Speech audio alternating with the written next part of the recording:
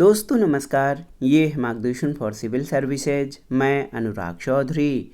दोस्तों, बाल विकास एवं शिक्षण विषय से संबंधित महत्वपूर्ण प्रश्नों के अंतर्गत इस वीडियो में प्रस्तुत है बुद्धि यानी इंटेलिजेंस की अवधारणा और सिद्धांतों से संबंधित महत्वपूर्ण प्रश्नों का संकलन, जो आपके आगामी अध्यापक पात्रता परीक्षाओं जैसे CTET, UPTET, MPTET, REET, net और अन्य अध्यापक भर्ती परीक्षाओं के शिक्षण अभियोग्यता खंड के लिए बहुत ही उपयोगी है।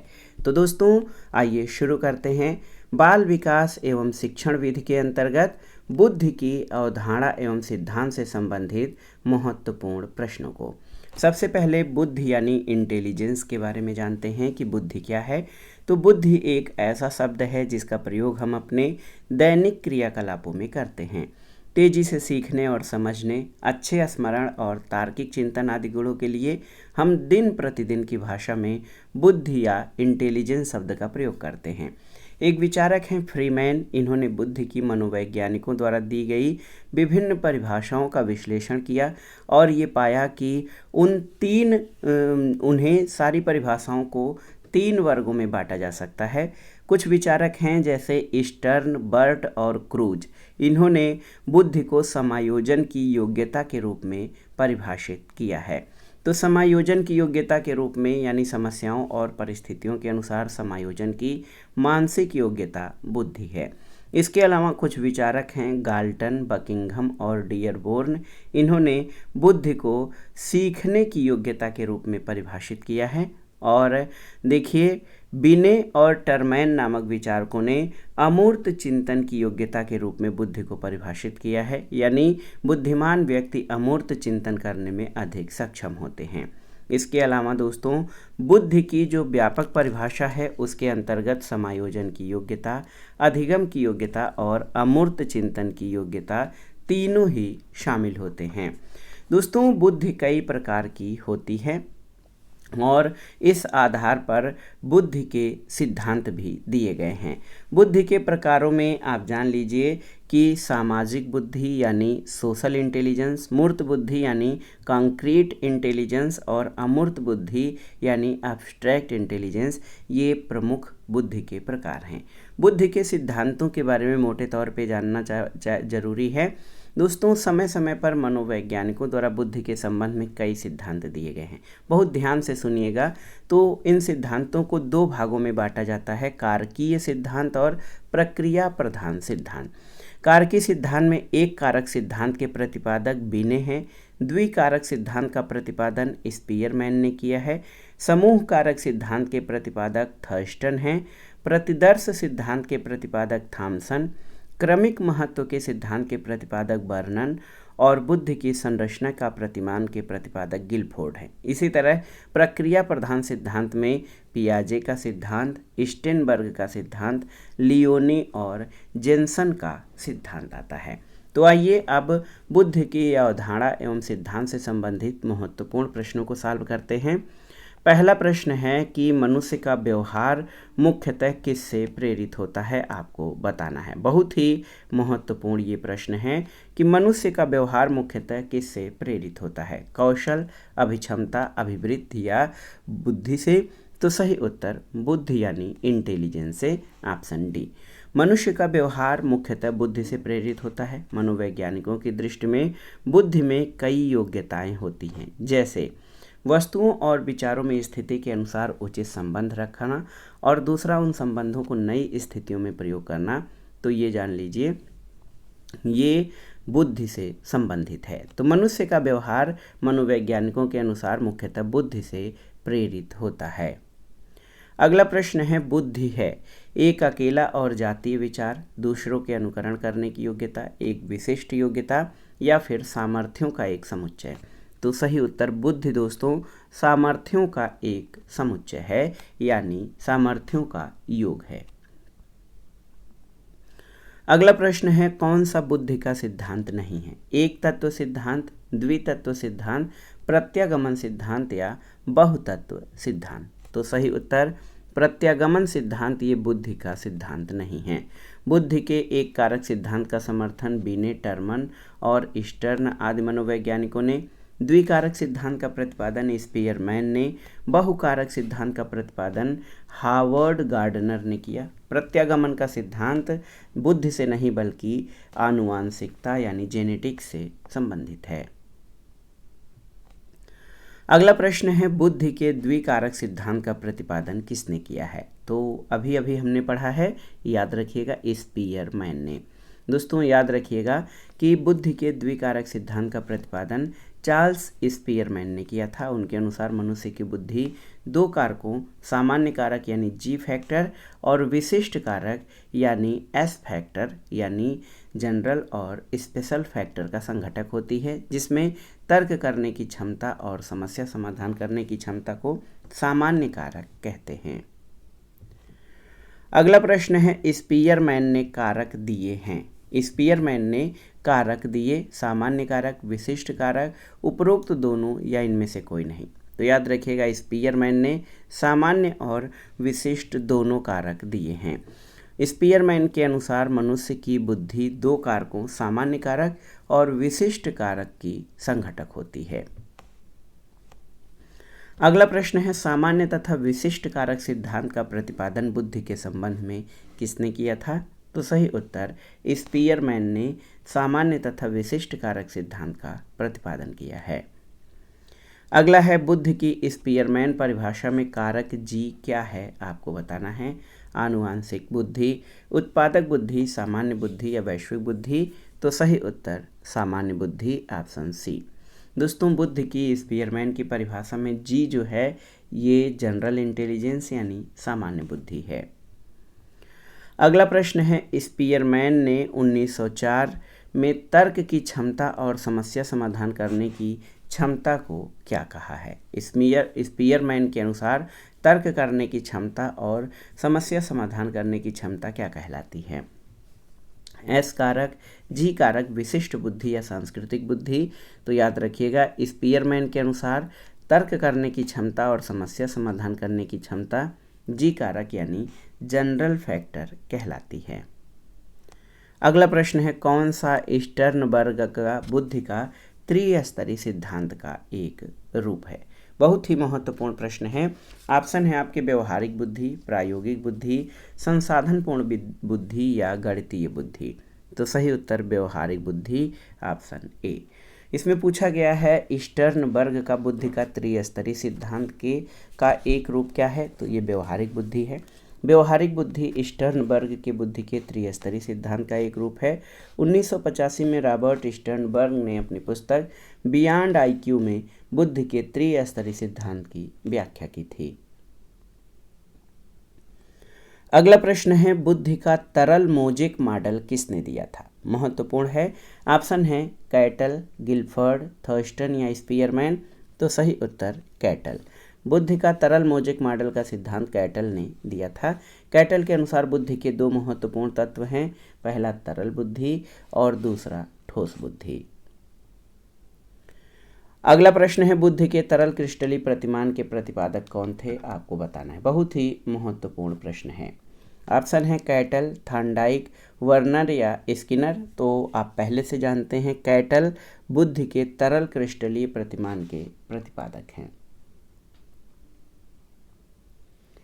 अगले प्रश्न पर आते हैं। अगला प्रश्न बहुत ही महत्वपूर्ण है। आप देखिए, थॉर्नडाइक ने बुद्धि का कौन सा सिद्धांत प्रतिपादित किया है? ऑप्शन है एक कारक सिद्धांत, द्विकारक सिद्धांत, बहुकारक सिद्धांत या ग्रुप तत्व सिद्धांत? तो सही उत्तर बहुकारक सिद्धांत। थॉर्नडाइक ने बुद्धि के बहुकारक सिद्धांत का प्रतिपादन किया है और आप जानिए कि इस सिद्धांत के अनुसार बुद्धि अनेक स्वतंत्र कारकों से मिलकर बनी है। इन स्वतंत्र कारकों में प्रत्येक कारक किसी विशिष्ट मानसिक योग्यता का आंशिक ढंग से प्रतिनिधित्व करता है। अगला प्रश्न है, गार्डनर ने 7 अभियोग्यताओं का अधिमान निर्धारित किया, इनमें से कौन सा नहीं है? ऑप्शन है स्थान संबंधी अभियोग्यता, भावनात्मक अभियोग्यता, अंतर्वैयक्तिक अभियोग्यता या भाषात्मक अभियोग्यता? तो सही उत्तर भावनात्मक अभियोग्यता, ऑप्शन बी। याद रखिएगा, मनोवैज्ञानिक गार्डनर ने 8 अभियोग्यताओं का अधिमान निर्धारित किया, जिसमें भावनात्मक अभियोग्यता शामिल नहीं है। अगला प्रश्न है बहुल बुद्धि सिद्धांत का विकास किसने किया, आपको बताना है। बहुत ही महत्वपूर्ण प्रश्न है। बहुल बुद्धि सिद्धांत, ऑप्शन है Alfred beneath, L Thurston, Charles Spearman या हार्वर्ड गार्डनर। तो सही उत्तर हार्वर्ड गार्डनर ने। दोस्तों हार्वर्ड गार्डनर एक अमेरिकी मनोवैज्ञानिक थे जिन्होंने वर्ष 1983 में बुद्धि का एक नवीन सिद्धांत प्रस्तुत किया। उन्होंने बहुबुद्धि सिद्धांत या थियरी ऑफ मल्टीपल इंटेलिजेंसेस नाम दिया। गार्डनर ने बताया कि बुद्धि का स्वरूप एकाकी न होकर बहुकारकी होता है। प्रत्येक बुद्धि दूसरे से अलग अलग और स्वतंत्र होती है तथा एक दूसरे के साथ अंतःक्रिया करती है। गार्डनर का ये बुद्धि का सिद्धांत प्रत्येक व्यक्ति की विलक्षण योग्यताओं पर बल देता है। अगला प्रश्न है एकाधिक बुद्धिमानी का सिद्धांत कहता है कि, ऑप्शन है बुद्धि कई प्रकार की हो सकती है, पेपर पेंसिल जो है परीक्षण सहायक नहीं है, प्रभावी अध्यापन के द्वारा बुद्धि बढ़ाई जा सकती है, बुद्धि तेजी से बढ़ाई जा सकती है। तो एकाधिक बुद्धिमानी का सिद्धांत कहता है कि बुद्धि कई प्रकार की हो सकती है। ऑप्शन ए आपका सही उत्तर है। अगला प्रश्न है किसने बहुविमात्मक प्रज्ञा का प्रत्यय दिया है, स्पीयरमैन, गोलमैन, गार्डनर या जॉन मेयर। तो सही उत्तर गार्डनर ने बहुविमात्मक प्रज्ञा का प्रत्यय दिया है। बहुविमात्मक प्रत्यय यानी बहुल बुद्धि सिद्धांत। अगला प्रश्न है हार्वर्ड गार्डनर का बुद्धि का सिद्धांत किस पर बल देता है, सामान्य बुद्धि, विद्यालय में आवश्यक सामान्य योग्यताएं, प्रत्येक व्यक्ति की विलक्षण योग्यता या विद्यार्थियों के या शिक्षार्थियों के अनुचित कौशल। तो याद रखिएगा दोस्तों हार्वर्ड गार्डनर का बुद्धि का सिद्धांत प्रत्येक व्यक्ति में विलक्षण योग्यताओं पर के सिद्धांत पर बल देता है। अगला प्रश्न है गार्डनर के बहुबुद्धि के सिद्धांत के अनुसार वह कारक जो व्यक्ति के आत्मबोध के लिए सर्वाधिक योगदान देगा वो कौन सा हो सकता है, संगीतमय, आध्यात्मिक, भाषा विषयक या अंतःवैयक्तिक। तो सही उत्तर क्या हो जाएगा दोस्तों, गार्डनर के बहुबुद्धि के सिद्धांत के अनुसार वह कारक जो व्यक्ति के आत्मबोध हेतु सर्वाधिक योगदान देगा वो कौन सा है। तो सही उत्तर है अंतःवैयक्तिक बुद्धि। ऑप्शन डी आपका सही उत्तर हो जाएगा। बहुत ही महत्वपूर्ण है। बहुत ही महत्वपूर्ण प्रश्न है। हार्वर्ड गार्डनर ने 8 प्रकार की बुद्धियों का वर्णन किया है जिनमें से अंतःवैयक्तिक बुद्धि व्यक्ति के आत्मबोध के लिए सर्वाधिक योगदान देगा। अगला प्रश्न है हार्वर्ड गार्डनर के बहुबुद्धि सिद्धांत के अनुसार निम्नलिखित में से कौन सा जोड़ा बुद्धि के प्रकार और अंतःस्थिति अनुपालन संभावना के अनुसार सही है।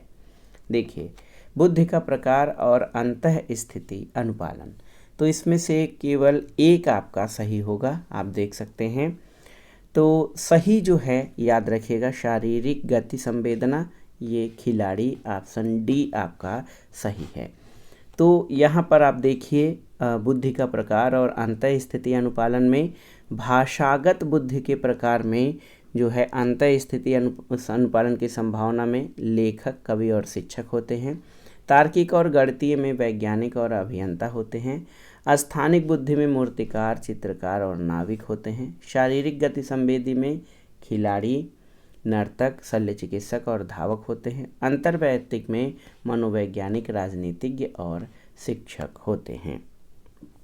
तो ये जो वर्णन था ये हार्वर्ड गार्डनर के बहुबुद्धि सिद्धांत के अनुसार जो है ये बुद्धि के प्रकार और अंतःस्थिति अनुपालन संभावना से संबंधित है।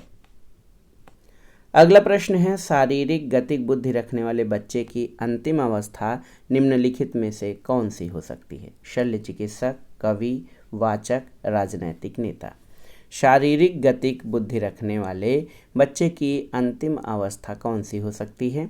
तो सही उत्तर देखिए शल्य चिकित्सक की हो सकती है। ऑप्शन ए आपका सही उत्तर है।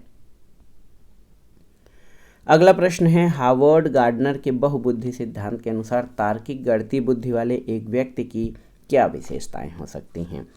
तो आप जान लीजिए पैटर्न को खोजने की, तर्क की लंबी श्रृंखला को हल करने की क्षमता और संवेदनशीलता। तो ऑप्शन सी आपका सही उत्तर हो जाएगा।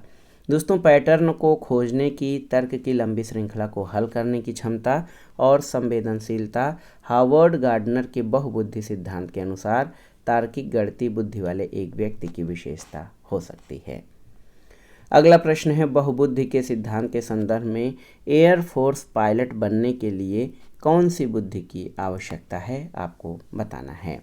ऑप्शन है अंतर्वैयक्तिक, भाषिक, गतिक या अंतरावैयक्तिक। तो सही उत्तर गतिक बुद्धि। बहुबुद्धि के सिद्धांत के संदर्भ में एयरफोर्स पायलट बनने के लिए गतिक बुद्धि की आवश्यकता है। एयरफोर्स पायलट को वायुयान संचालन के लिए शारीरिक गति पर नियंत्रण रखना आवश्यक है।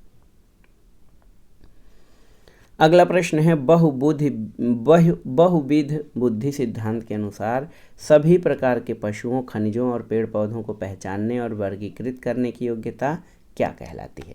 तार्किक गणितीय बुद्धि, प्राकृतिक बुद्धि, भाषिक बुद्धि या स्थानिक बुद्धि। तो सही उत्तर प्राकृतिक बुद्धि, ऑप्शन बी। बहुबुद्ध बुद्धि जो है इस सिद्धांत के अनुसार सभी प्रकार के पशुओं, खनिजों और पेड़ पौधों को पहचानने और वर्गीकृत करने की योग्यता प्राकृतिक बुद्धि कहलाती है। मनोवैज्ञानिकों ने प्राकृतिक वस्तुओं को पहचानने और वर्गीकृत करने की योग्यता को प्राकृतिक बुद्धि कहा है। अगला प्रश्न है, कक्षा अध्यापक ने राघव को अपनी कक्षा में अपने कीबोर्ड पर स्वयं द्वारा तैयार किया गया मधुर संगीत बजाते हुए देखा। कक्षा अध्यापक ने विचार किया कि राघव में किस प्रकार की बुद्धि उच्च स्तरीय थी। ऑप्शन है स्थानिक, शारीरिक गतिबोधक, संगीतमय या भाषाई। तो सही उत्तर संगीतमय। दोस्तों, राघव द्वारा कीबोर्ड पर स्वयं द्वारा तैयार किया गया मधुर संगीत बजाना उसमें संगीतमय बुद्धि की प्रबलता को दर्शाता है। अगला प्रश्न, और बुद्धि के अवधारणा और सिद्धांत पर आधारित प्रश्नों का ये आखिरी प्रश्न है कि बुद्धि के बारे में कौन सा एक कथन सर्वाधिक उपयुक्त है। यहाँ पर 4 कथन दिए गए हैं। पहला है, बुद्धि को केवल मानकीकृत बुद्धिलब्धि परीक्षणों के आयोजन के द्वारा विश्वसनीय रूप से निर्धारित किया जा सकता है। बुद्धि मूलभूत रूप से स्नायु तंत्र संबंधी कार्यप्रणाली है, जैसे प्रक्रमण की गति, संवेदी विभेद आदि। बुद्धि विद्यालय में अच्छा प्रदर्शन करने की योग्यता है, या बुद्धि बहुआयामी है और इसमें कई पहलू निहित हैं। तो सबसे उपयुक्त जो वाक्य है वो है ऑप्शन डी। दोस्तों, बुद्धि बहुआयामी होती है, जैसे संज्ञान, स्मरण, चिंतन, गैर परंपरागत चिंतन, मूल्यांकन आदि। इसके कई पहलू हैं, जैसे ध्यान और निष्कर्ष आदि। तो दोस्तों, ये था आज का वीडियो। विभिन्न अध्यापक पात्रता परीक्षाओं और अध्यापक भर्ती परीक्षाओं तथा नेट जेआरएफ के शिक्षण विधि और शिक्षण अभियोग्यता खंड और टेट, सीटेट, एमपीटेट, रीट और अन्य राज्यों द्वारा आयोजित की जाने वाली अध्यापक पात्रता परीक्षाओं के बाल विकास और शिक्षण विधि खंड से महत्वपूर्ण बुद्धि की अवधारणा एवं सिद्धांत से संबंधित महत्वपूर्ण प्रश्नों का रिवीजन। ये प्रश्न कहीं न कहीं परीक्षाओं में पूछे गए हैं और आगामी परीक्षाओं के लिए भी अति संभावित और महत्वपूर्ण है। आप इनको अच्छे से तैयार कर लीजिए। वीडियो आपको कैसा लगा हमें कमेंट बॉक्स में ज़रूर बताइएगा। वीडियो को लाइक करें, शेयर करें और इस चैनल मार्गदर्शन फॉर सिविल सर्विसेज को सब्सक्राइब करें। वीडियो देखने के लिए धन्यवाद दोस्तों। नमस्कार।